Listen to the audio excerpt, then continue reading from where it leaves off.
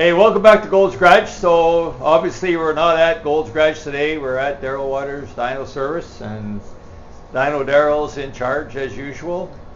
And we have a special guest, Pat from Cutter's Performance. How you doing, guys? I've talked about Pat's YouTube channel many times, so check it out. Lots of good content.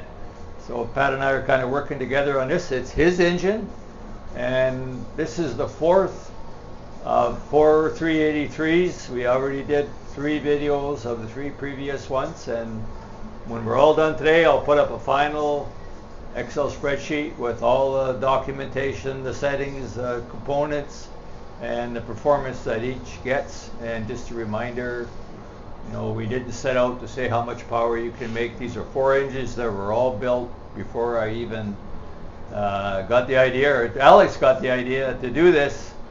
But it's a good way to compare 4 engines, and if you're looking at building one, there's 4. You're going to see 4 combinations and the results you're going to get from those 4 combinations. So hopefully you'll find that helpful. So since you're the man today, Pat, let's let you talk about the engine. Then we're going to make a poll, and we'll come back and talk about the results on the first poll. All right. So essentially, this engine, I built it with no specific application or anything like that. Alan actually, we got in contact. I saw him at Motorama. We were talking back and forth, and he said, "Do you have anything that wants to go? You want to put on the dyno?" And at the time, I was actually kind of in between a few projects and a few builds. So I thought, you know what? There's this. I have a bunch of basically parts sitting on the shelf, pretty much everything except the crankshaft. And I thought, you know what? I can put a combination together, a 383, and we'll just build like a nice street strip build. And like Alan said, it wasn't like we were making a competition. I didn't even know at that point that we were doing anything like this. But it's nice that you're ending up with 4 like street strip engines, and that's essentially what this is. I would say this is on the close, a little bit closer to a strip engine that, you know, but you could drive this in a daily. So the engine is, like I said, a 383. It's got a really old set of Edelbrock Victor Jr. heads on it. They're, I think, 220cc, 208 valve, 1.6 exhaust. It's about 11.1 compression. It's got a Howard's custom grind hydraulic roller, 235, 241, and a dual plane intake, air gap style intake. What lift is it? It's about 580 lift with the 1.6 rocker. So it's a decent amount of lift, but again, very hydraulic, very low maintenance street engine, really, at the end of the day. So. This is a roller engine that the block is a roller block? Yeah, so it's a 638 block, which is like your, not Vortec block, they're in between there, but a roller provision, so it's a affordable way to put a roller cam in. Right, okay, cool. Okay, let's make a poll and see what happens.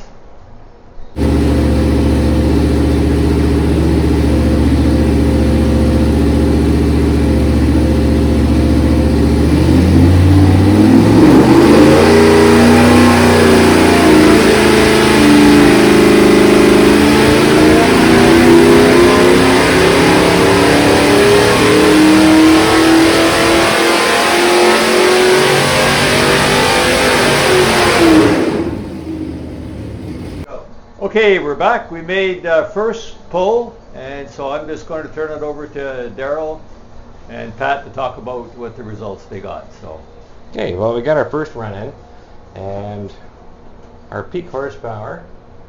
Now, this is the first run. Now, normally, we'll do 3 runs in a row just to get the ring seated in, because we don't do any tuning. As long as the engine's safe, we don't tune till after the 3rd run. We'll watch till the horsepower numbers start to repeat. Once they start to repeat, then we know the rings are seated, and then we can start tuning. So as of right now, the first run, we're 474.8, which is 475 here because we round up, and I think we're 485.5. So pretty good numbers. I checked out the fuel flow at 5,800. And it's using enough fuel to make 408 horsepower, and it's making 475, and the brake specific numbers are perfect. They're right where I like to see them. So the engine's safe right now. I don't think we're going to do any carb adjustments on this, I don't believe, as of right now, because everything looks great. So we're going to do probably some timing stuff shortly once we get the ring seated in. Yeah, we don't have much timing in it right now, so we'll probably, I'm assuming we're going to probably add at least 2 or 3 more degrees of timing, and I think that'll help we should actually pull up the graph Yeah, real I'm just quick. actually thinking that. The graph, the torque is awesome. So, Yeah. and that's what Like that was the whole point of this motor. It's just flat. It's going to feel like it's got 500 foot-pounds of torque or more, kind of thing. We might be there. We'll see. Oh yeah, well, that's just the first run, so hopefully we'll get there. But yeah, if it makes 500 foot-pounds of torque with that long graph like that, that'll be fantastic. Traction may be an issue. You got the right converter in there. You're gonna have some fun with this engine. That's for sure. Oh yeah, it's going to be an issue anyways. Even if you put it in the way it is right now. No, this is looking good so far. And that's with a 750 Holley, the regular old double pumper 750, and like I said, 34 degrees of timing and 94 pump gas. So yeah, nothing too extravagant here. So we're gonna make some more runs and see what we get.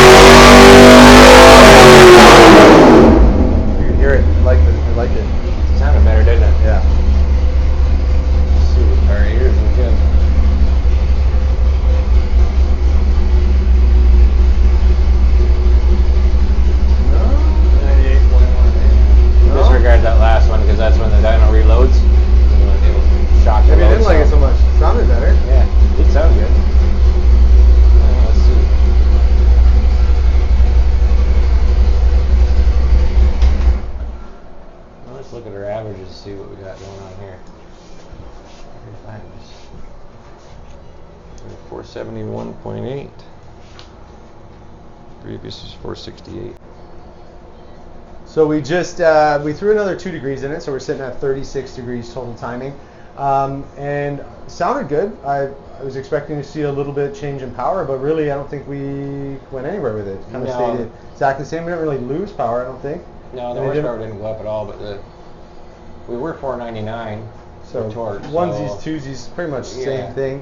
And it's kind of to my surprise, but we might back it down 1 degree, put it at 35, and just see if that's maybe the sweet spot. And then what I'm starting to wonder is if, with this compression and this on this setup, are we kind of getting to the limit of our pump fuel? So I did bring some VP mixed gas, which is basically pump gas with additive, brings it a little over 100 octane. So we might swap that in after and just see if we start adding timing, the power starts coming up, then we know we've reached the limit of the 94 pump gas, and that's kind of what I wanted to do here. And I wanted to see, everyone has their numbers that they, with cranking, compression, everything. But what is it? So I think we might be right at that limit. Yeah, so if we bracket it down to 35 and it gains torque, then we know we're at the limit of that pump. And then we'll have to swap the gas. Maybe for information, Pat, talk about your cranking compression, because you have. So we're sitting, this motor, it might be a little higher now with the rings seated, but we were sitting around 200 psi, which in my opinion, we kind of get to that higher limit of what you want to run on like a high octane pump gas. And if you start having to back timing out significantly to accommodate for a lower octane fuel, you're killing power. You're better off to reduce static and build the engine according to the fuel you're using. But what I was wondering with something like this, if say guy's building a street strip motor, can he putz around 34, 33 degrees of timing and then bump it up to maybe 36, 37 when he goes to the track, picks up 20, 30 horsepower, maybe, I don't know. Put some raised fuel in. Exactly. So that's, with some better fuel, are we at that limit with this motor? And that's kind of what I built it for. It's got tight quench, it's got a 40 thou quench, flat top pistons, good chambers. It's got all the stuff you want. Shorter rod. The shorter rod helps a little bit. It's 5/7 rod instead of 6-inch. It helps a little bit with the fuel sensitivity. All that stuff together, I was kind of still thinking we might be on the limit, and then maybe we are. We'll find out. Good.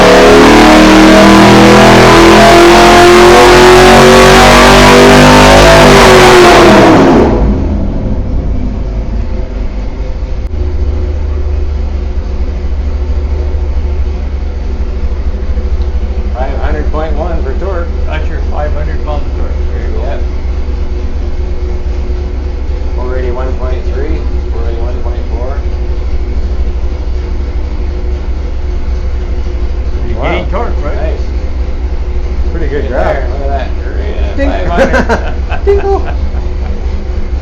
Nice. Let's see what our averages are. 474.7, 426.7. Well, that was good. So you guys, So 38 degrees timing. It liked it. This is where torque went up.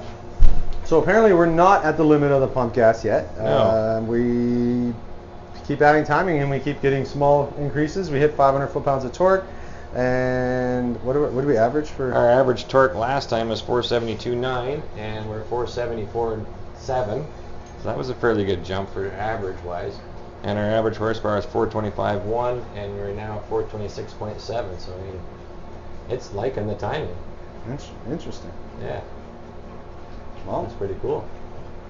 I guess my suggestion of let's try 32 degrees has gone out the window, I guess. Yeah, I don't think we're Gonna gonna. do that That's now. gonna work. we can detune it. We'll run it on 87. Yeah, we haven't put it in lawnmower gas. God, do you want to try it like 38? See, or 39? I guess we're already at 38. Yeah. Okay. Well, we're gonna probably try putting 39 degrees in it and see if it likes it. 'cause See if it likes it, yeah. It's still going. Dyno doesn't lie, right? It's still making power and still making torque, and so Good. yeah, let's Good let's work. do it. We're see gonna what have 60 happens. degrees in this thing by the time. No. Lost a bunch there. You found it, eh? I think so. A little peak power. Peak power is still about the same though. A little bit picked up, right? Because that's what I'm curious. We see the peak power climbing, Yeah. but the torque, that's when we're at the limit. But it's, you know what I mean? Let's see. Yeah, it did go up a tiny, like half a horsepower kind of thing. Let's look at our averages and see what they got here.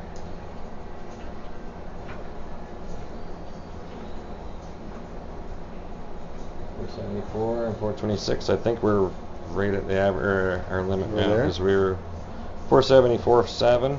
Oh yeah. 474.1 and 426.7 and 426.3. Yeah, so that's we lost it just a couple decimal places, so we're 38's its happy place. We're So there. that was 39 that time? So that was 39 So previous. 38's probably where you want to be, right? Yeah, Yeah. that's Okay. its happy place. Okay. Start to drop off. So So do we leave it there and swap the fuel and just see what happens? we can try the fuel. I don't know that it's going to make much difference I- because I mean 38 degrees. that's a in lot of small block, timing, That's usually 36 to 37. That's is why I pretty find good. almost all of them 35 to 37 degrees. But Yeah. I'm curious. It's interesting that it may power up there, but Shoot. Oh, sorry. We good? Let's take a little peek and see.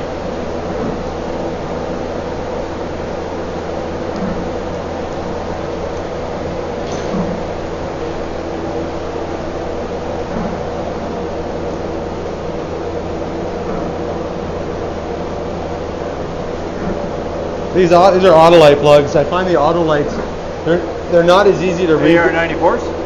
They're 3924s Autolites. Okay. But what I find is their straps are harder to read than NGKs. The way the strap burns on the NGKs seems to work better.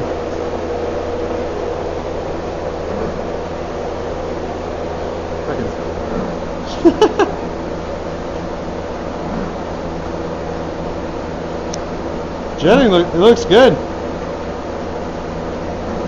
Looks really good. Well, we'll see what this different octane fuel does. But Oh, he's looking at a plug. We should get you to look at one too. Oh. I'm sure Pat knows what. That's great. Yeah.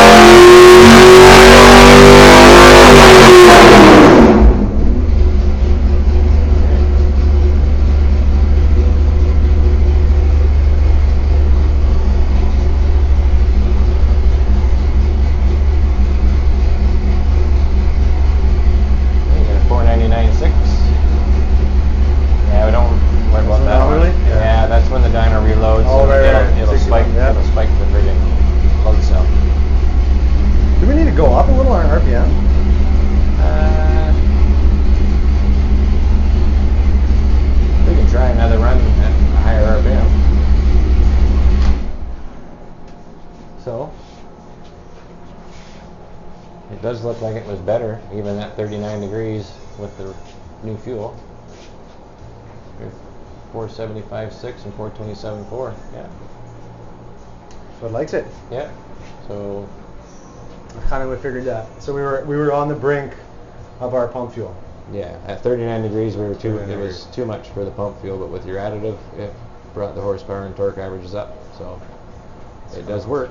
There. Your VP. They VP claim. stuff Where's the works. bottle? Where did I put the bottle? I put the bottle somewhere right there. You want me to do a little shot about it? So this is what we're running, a VP Octanium, I guess you call it. It's concentrated, octane concentrated. This is not your typical octane booster you see at the gas station. This is meant for racing or off-road use. They claim it increases, 8 points, I think, when you put 1 quart in 10 gallons of fuel. So you put this in 10 gallons. So I put half this in 5 gallons, and which should bring us a little over 100 octane. We're seeing increases in power. So that tells us with this combination, we were at 39 degrees, which we're still dyno tested. We're still at that limit of the pump gas, and we're seeing increases. So far, what they're claiming, it seems to be working. So we might back down the ignition timing and see what happens at this point. Because when I have a look at the graph, yeah, the torque curve on it is perfectly flat at 39 degrees with that octane additive. That's pretty impressive too. So I think we'll do a run at 38 degrees, and then we can compare best. Yeah, best of best. Yeah. Just 94 gas, and then the best of see if that's Let's do it.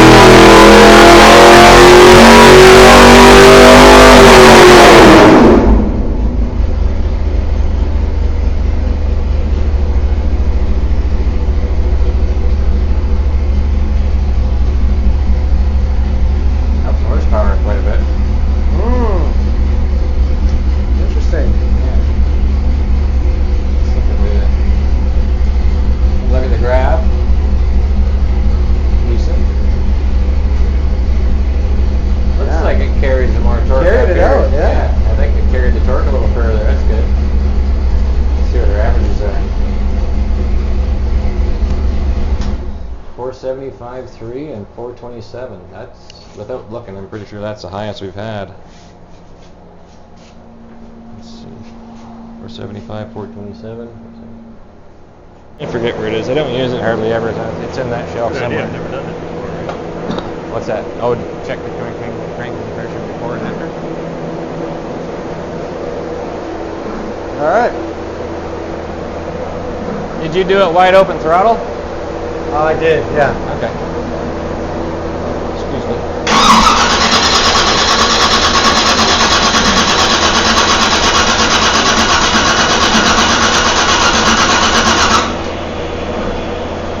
There it is.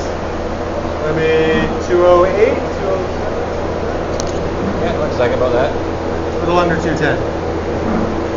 What'd you have at home? 200? About 200, yeah. Okay. Depends, 2 to 205. So it went up a little bit. Yeah, that's interesting. The ring's seated in.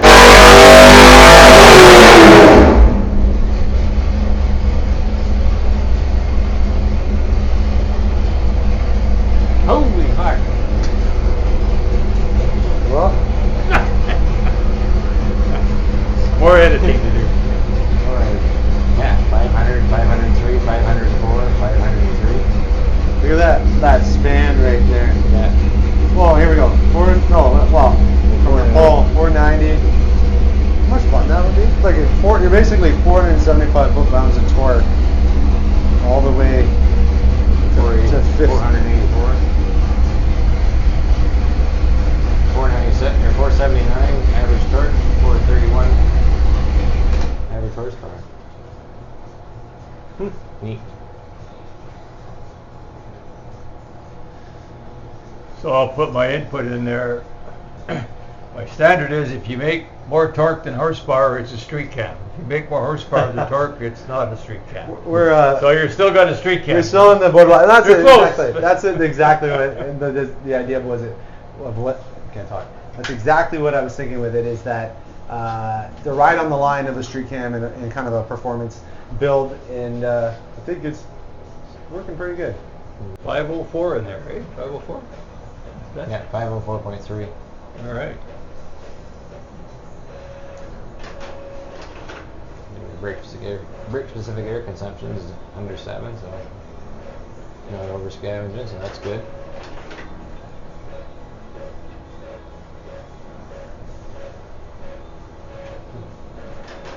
You can almost go to an 850. Yeah, I was gonna say you're just at the limit of the 750. I've found in the past, so for the street, this would be fantastic because you're gonna have very. But I've done a dyno test in the past where I found when you start creeping up past 1, you're giving up some top end power, but your fuel you're gonna find this is 750. 750s work in a lot of combinations, but for the street, this is going to be great. If we wanted to do a glory run, and I bet we put an 850 on that, we'd bring that down a bit. I bet we'd pick up some power. Yeah. But it How much becomes are we less using? efficient. It becomes less efficient. Yeah. Well, the best dyno, carburetor, the dyno, not necessarily the best carburetor. And that's exactly my point. Yeah.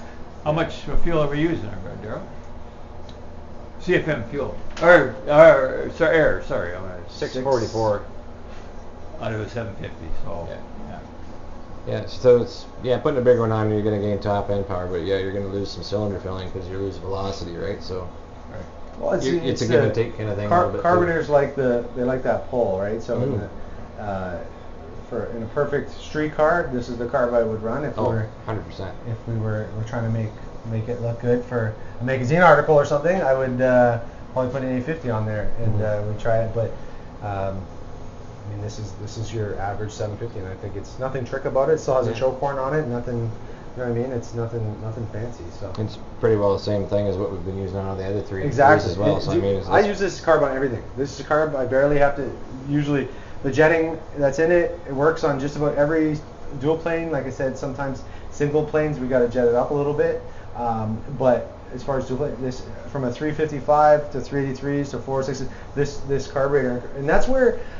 And if you watch my channel, you've probably seen I like EFI. I do a lot of EFI comparisons. But for a carburetor is a magical device. It really is, because you can take the same carburetor and plop it on 4 different engines and it's fine, because it doesn't know, it doesn't care. It's all it knows is it's pulling air and it's adding fuel, and it does it really magically in a way. For how old that technology is and what they do, carburetors are amazing if you ask me. They're pretty forgiving.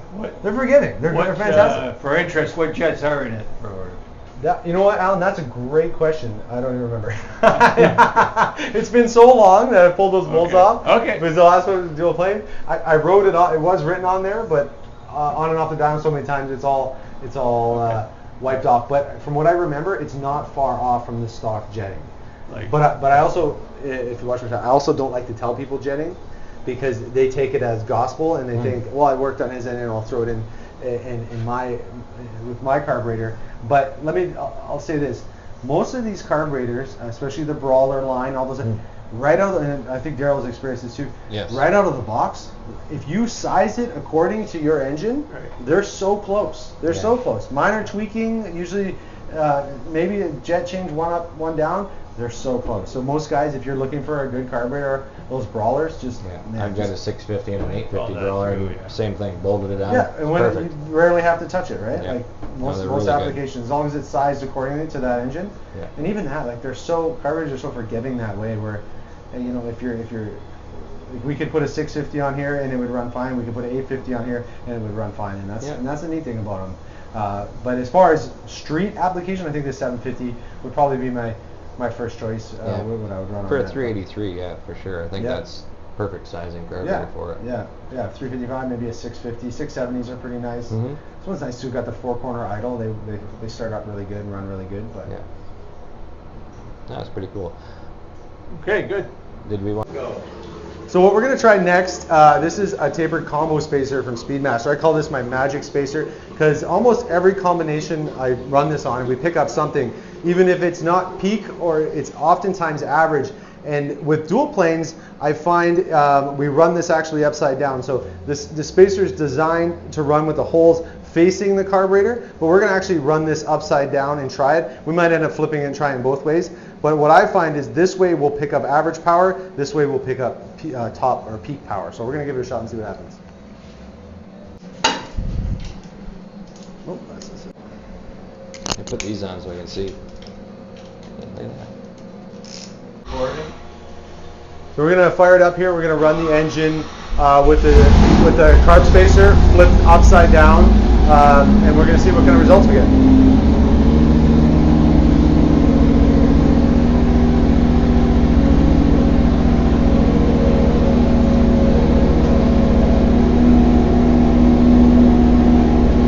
Just gotta wait for the water temperature to come back up.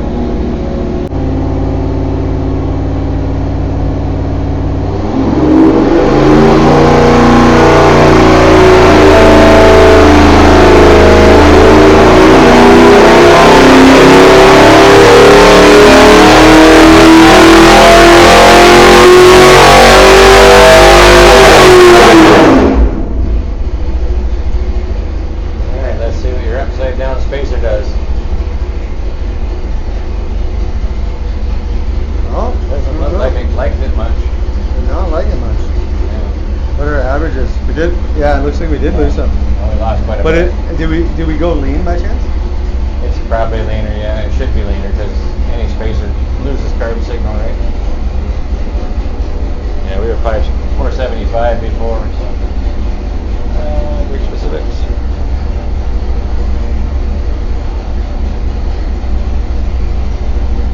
It's a little tiny bit leaner, but not as much as I expected, that's for sure. So what was our averages? 69 now, and 427 average horsepower, you're 422. So wow. Yeah, it didn't care for that. So there you go. It's not always, I've run this spacer probably this way on probably 5 or 6 dual plane intakes. Almost always it picks up average power.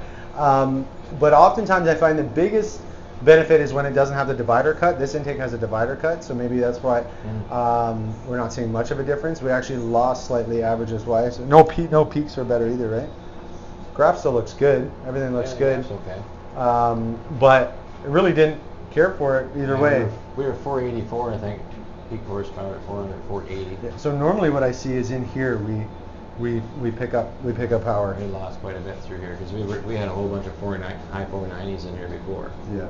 So we're a few foot-pounds down. So we'll go out and we'll flip it the other way and see if it favors, this one favors it upside down, or the right side up, I should say. Right. So now we're going to do, are you good? So now we're going to do another run.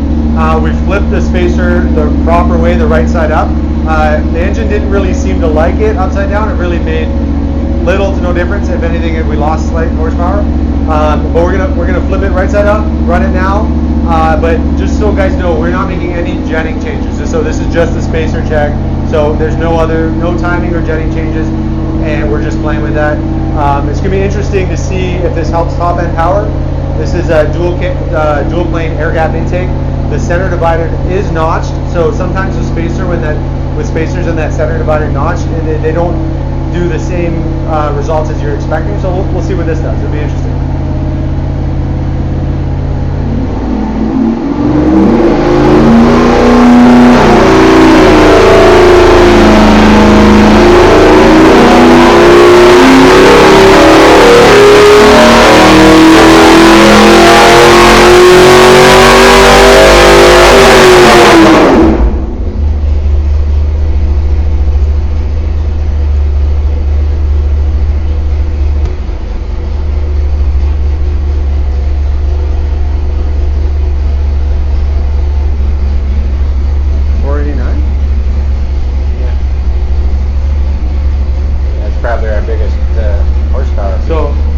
Doing what these spacers typically do now. We probably lost a little bit of low end power, maybe some average torque, but we picked up peak power. And that's usually typical when you run these spacers the right side up.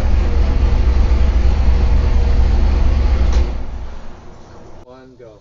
Okay, we're going to wrap it up here. We had a pretty full day, did lots of different things. It's Pat's engine, of course, and everybody knows Dyno Daryl. So I'll let you guys kind of summarize all the things that we went through today. Made lots of changes and got some results. So I'll let Daryl start it off, and then Pat can kind of regroup for us at the end. So. Okay, well, we did, I think, 12 runs altogether.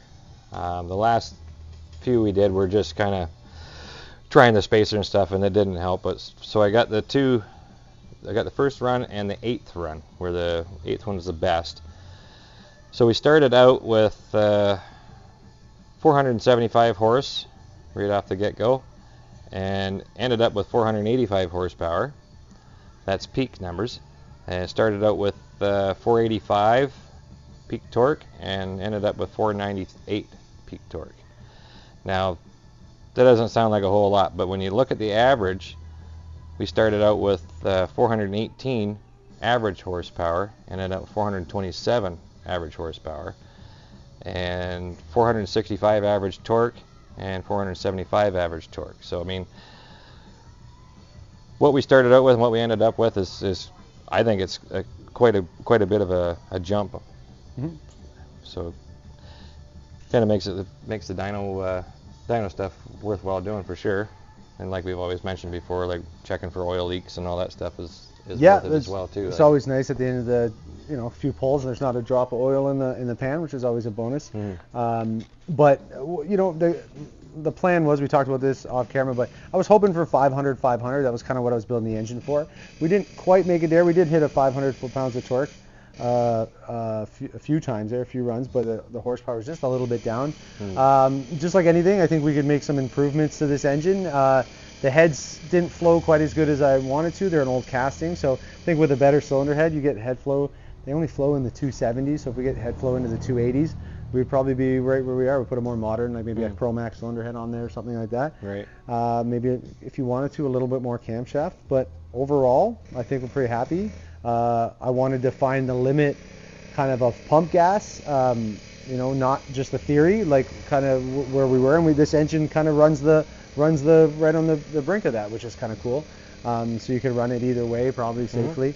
And the combination itself would be a blast. Like the torque, super good torque. It'd be really fun with a proper setup in a car for sure. But yeah, even with the with spacers that we put in there, we didn't richen the mixture up with the spacers, which you normally need to because you lose carb signal. But we just wanted to do a comparison. Yeah. Put it on the right way, put it on upside down, see what kind of where it ended up with. And we did see sort of typical results. Like I said earlier, normally when we flip them upside down, I see more average torque, and then the peak power stays similar to with no spacer.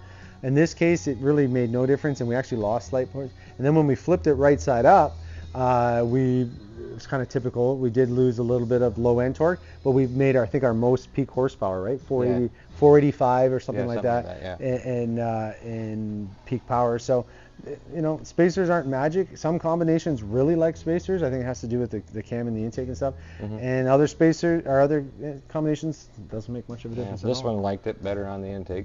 No spacer, run it as is. And I've even seen just putting a 3/8 thick gasket in there gain power too. Yeah, and like we mentioned earlier, the divider in this dual plane is notched.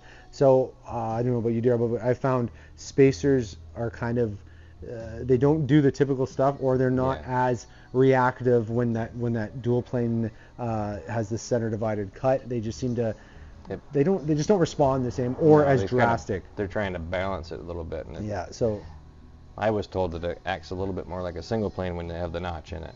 Which makes sense. It's sharing the size of it. But so overall pretty happy with it, I think. Yeah, it worked out good. I was happy with the way it worked. So this is fourth in the end, last video in our series of 4 very, very similar 383s. And so you've seen my Excel spreadsheet before. I will post another one, and all the cells will be filled in with Pat's engine and all the numbers. So the idea wasn't a competition to see who makes the most power, but if you're looking at building one, you got 4 sets of combinations of parts that you can look at: camshaft, compression heads, intake manifolds, all that kind of stuff. We will detail all that in the spreadsheet, and then you can pick and choose whatever you want to use to make the best combination of parts for your 383. That's kind of the idea. Yeah, it's a great, you can take kind of the average of everything, and this is all anything from the other guy ran a flat tappet cam, right? I think one was a flat tappet. One's a flat, couple roller cams. You can kind of average it out, the power and torque, if you're building a 383. As long as you're in that 10-1 compression in that area, you're gonna make that kind of power. You can make, good cylinder head, good intake. There's no magic really to it. You know what I mean? As long as you put a good combination together, they all seem to kind of fall into the same. They were all pretty close. But a 383 is, I think I read this from David Vizard, actually, is kind of a magical bore and stroke. Okay. Easier to make horsepower per cubic inch and torque per cubic inch on a 383 than it is on a 350, for example. You're adding cubic inches, but you're adding more horsepower per cubic inch as well. I'll do probably on my channel. I'll probably do an overlay. I've ran this exact same camshaft in a 355, and the difference in power is crazy, because the peak horsepower numbers might not be that different, but when you see the torque and if you felt it in the car, it'd be like a totally different engine, right? And a 355, that cam is going to be pretty rowdy, and kind of the power is going to ramp in at the end. Where on a 383, we're making crazy torque. We're like, at the beginning of the pull, we're 470 foot-pounds of torque, and we hold that all the way up to past 5,200 RPM or 5,100 RPM. And so stroke makes torque, bore makes RPM, right? So that's how it kind of works, right? It works. So if you're starting from fresh and you don't have a crank and rod, you're so much better off building a 383, especially for a street motor. If you ask me, you can buy it a kit too. You buy the kit, you buy the balance assemblies. Like your money is so well spent on torque production with a 383. It really is. And on the street too, that's kind of what you want too, right? You don't have to have tons of horsepower. The torque's going to get you going and get you moving, and you're going to feel that seat of the pants kind of power, right? Everybody likes to talk. Everyone likes to talk horsepower, but torque is what makes these engines fun on the street. That's for sure. Don't remember though. Don't forget, torque stops when the tires start spinning, right? Yeah. Doesn't matter how much torque you got at your flywheel. But if you really want to spin your tires, but bigger make tires. Lots of torque. Okay, thanks, Alex. Please remember to like and subscribe. This is the last in the series, and I got lots of work to do because I was at Bill Little's yesterday. He flowed the 427 heads, and we got some interesting things to show you there. And that video will be out soon. probably before this one, and then that's the end of our 383 series. Thanks for watching Gold's Garage.